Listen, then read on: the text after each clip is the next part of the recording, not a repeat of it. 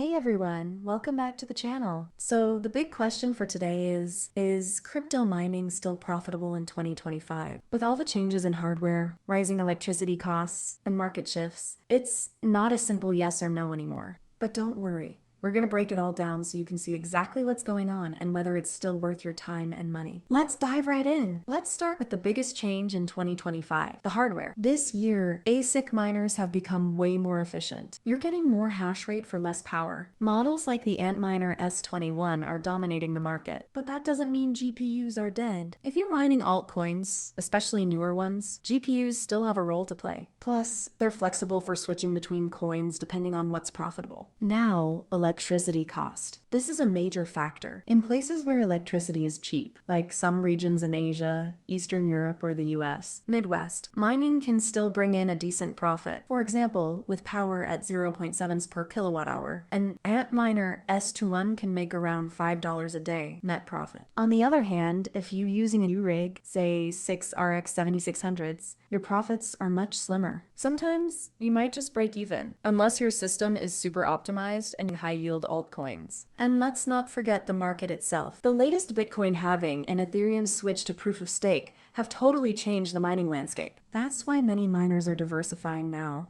Some mine altcoins and swap them instantly for stablecoins to lock in gains. In cloud mining, it's back on the radar. A lot of platforms still operate like scams. Always do your research before investing. So, is crypto mining still worth it in 2025? Well, it depends. If you've got the right hardware, low electricity costs, and you're staying informed, there's still money to be made. But it's definitely not passive income anymore. It takes work, strategy, and constant tweaking. If this video helped you out, make sure to like, subscribe, and turn on notifications so you don't miss out on our next deep dive into crypto and tech. Thanks for watching. See you in the next one.